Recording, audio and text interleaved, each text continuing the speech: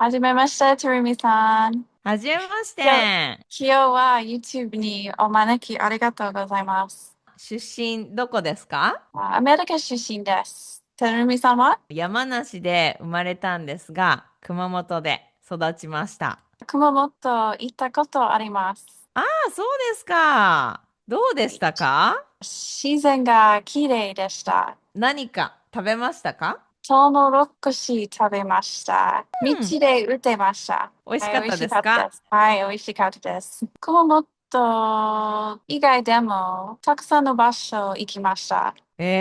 そうですか。どこですか？高知、広島、久留米、う徳ん。島、大阪、京都、名古屋、東京、北海道行きました。すごいですね。いろんなところ行ってますね。じゃあ、どこが一番好きでしたか？難しい質問ですね。北海道です。は北い。海道で何が一番好きですか？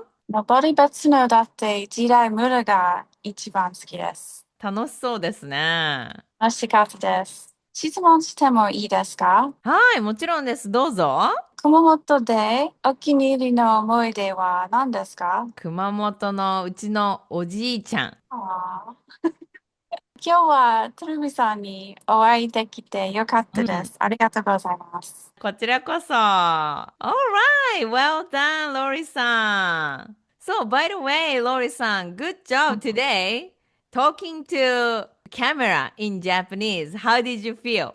Uh, like a first date is very nervous. Yeah, definitely, Yeah, definitely. And yeah. yeah, like when I met you, you are really n low confidence when you try to speak. Like, I'm not sure if I'm saying it right, you know? But Mhm. now I could see, you are pretty confident and you're having fun, Mhm. speaking. Just like Yes, true, like you smile and you have fun. So that's why I really actually glad to see these differences. But can you tell me about yourself? Like your name, where you're from originally, and then where are you living right now? okay, sure. My name is Lori. I'm from the States. I grew up mostly in Georgia in the South, which is probably obvious by the way I talk. But right now I live in Okinawa. Total been here about almost 6 years now. I've lived here two different times. I work for the Air Force here, and right now I live in Yomiton by the beach, and I love it, love it, love it here. And I travel to mainland as much as I can. I know there are many other countries around that I could travel to, but I always end up just going to mainland. And I just took my daughter to Tokyo and Kyoto last month, and we got to practice a lot of Japanese with, in the restaurants and taxi drivers, and it was a lot of fun. Well done. Amazing. So, you mentioned that it's in total 6 years, and this year was something like special for you that it's like a kind of finally you're kind of serious about learning Japanese. I know you joined my group session, you try to talk as much as you can. So, for entire like military base, there are many American people living, but it's not like everybody like you that it's really seriously about learning Japanese or connect with locals. So, um, can you tell me like the differences between like when you arrived in Japan, probably you use Google Translate, or right now you actually really more talk to people. So, how do you feel the differences? Right. It's a big difference. When I first arrived, I was just trying to learn basic phrases and but not really practicing. And yeah, I used Google Translate. And then when we moved back to the States back in 2023, I really tried to learn then with the different apps, and because I didn't use it every day, it just wasn't really sticking and, not making a lot of sense. Just memorizing, trying to put it all together. But now with Japanese Language Factory, the techniques, it really does work, repetition. And also I work my team is all Japanese employees, all local nationals. So, I mean, of course, they all speak English, but I get to practice Japanese with them every day. And just being able to communicate with them in their own language means a lot to me. And they're really supportive and help me learn and, gentle corrections with me and really supportive. And it's just been really fun. Mm-hmm. And then when you actually try to learn Japanese before visiting Japan Language Factory, what are kind of things have you ever tried to use by yourself or with others? Like textbooks on my own, the different apps. I I can't even think of the names of them. That's how much they stuck with me. Um, there's a couple of classes on base, but they're very short term and not very useful. Just basically it's just, to get by, you know, just basic stuff.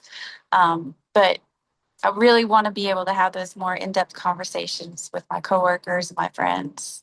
So the repetition and Shinobu-san is amazing instructor and very encouraging, just very encouraging.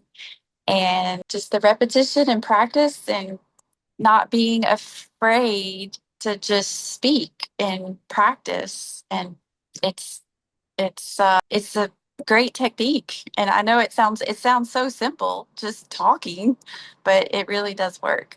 Mm-hmm. Yeah, so you tried the college course, you did the language apps, you said you learned just the basic. But then I'm curious, like what is actually the just the basic? Like you just learn hello and good morning, that's it? Or do you remember what did you learn? What was the Yeah, basic? right. Just your good morning and good evening and not, nice to meet you, which is like the hardest thing to say, I think, in Japanese. Yeah, like how much does this cost? Where's the toilet?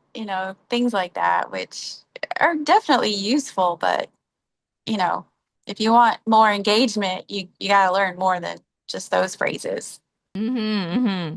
Got it. So it's just only like where it's something and good morning, good afternoon, but really like just let's say greeting levels, but not was like not it was like a real interaction with locals.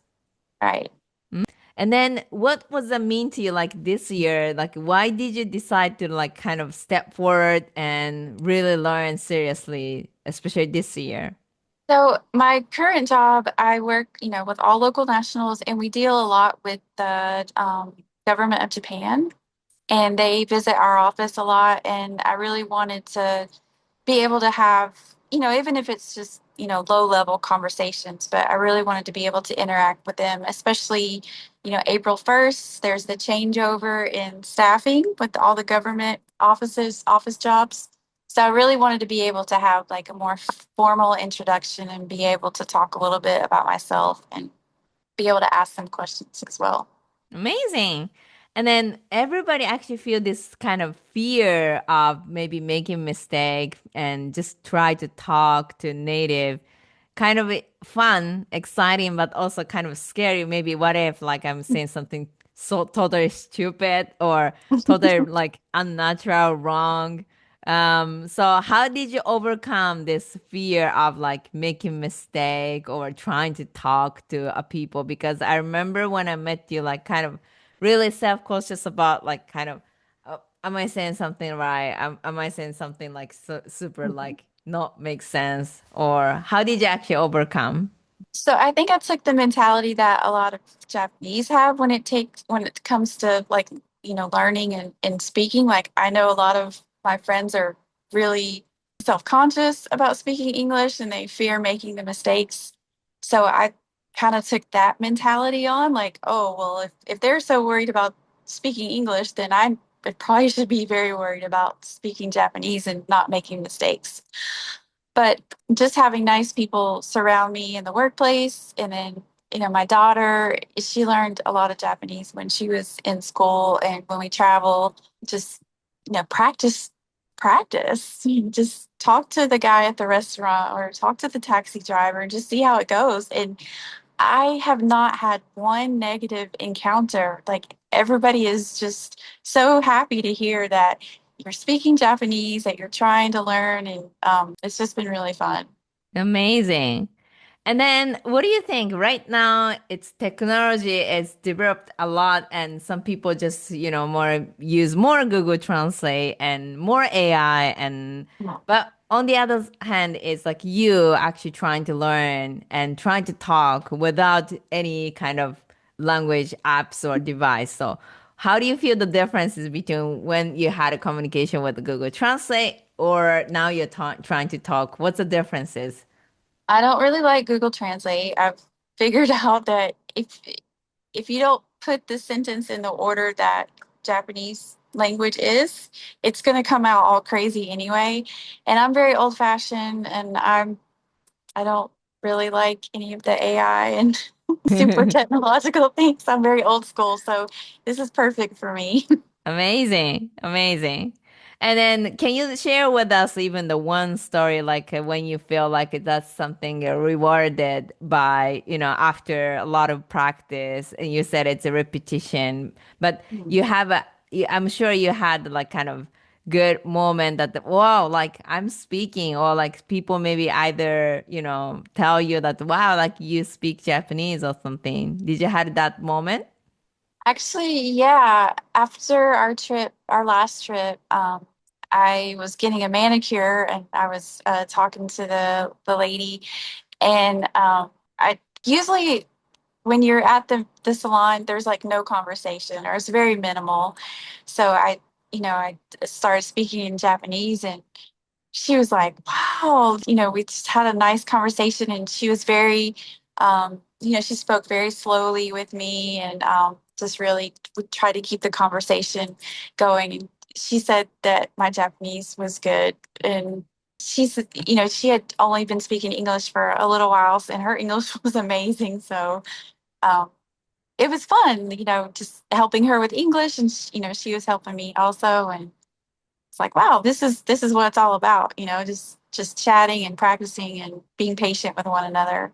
Yeah, that's exactly culture exchange, language exchange, the actual communication than being silent. Yeah. Amazing.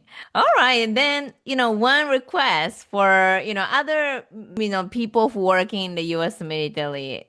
Why do you think it's why they cannot make progress while living in Japan? Either maybe it's just too hard to learn, too hard to make of time, hard to motivate themselves.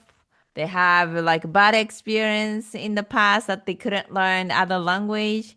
Why do you think it's not many people actually making progress in Japanese, or what's the advice to them? Um, Maybe they think, I'm only going to be here for a couple years, so what's the point? Or everybody speaks English, why do I need to learn Japanese? Or typical Americans, we want to do everything just like that, we want quick. And I'm sure they just want to use Google Translate. But just a little bit of effort and practice, and not being hesitant to, like you said, make mistakes. Just have a conversation. Yeah, because it's when they are here in Japan, they have definitely opportunity to experience something new, new friends, new interaction, new encounter. I'm sure it's gonna miss when you're actually using the Google Translate. So I think it's if you want to experience more, the language is something it's powerful. And now you're actually experiencing like small wins, like even the small conversation at the salon. Maybe it's going to be a good, friend. You have no idea what's actually opportunities there when you're actually experiencing. I'm sure you're gonna discover more. So Right. yeah, Lori-san, well done. And then how many years So, can you stay in Japan? How much can you use this Japanese language skills? What do you think? let's see. I'm either going to be here for 3 more years Mm. or 8 more years. I don't know yet. Ah, wow. Three and Yeah, eight. That's huge differences. But I know. anyway, still 3 years old, 3 years. You can list up what do you want to experience in Japan? So yeah. you can actually really do anything that you cannot do in the US. You can actually, list up, you can experience it more. Yeah, Yeah, I'm excited. amazing. All right. So thank you so much for your advice and then keep it up because you just completed level one. So level two is heading. I mean, just started. Keep Right. it up. Yep. Thank you.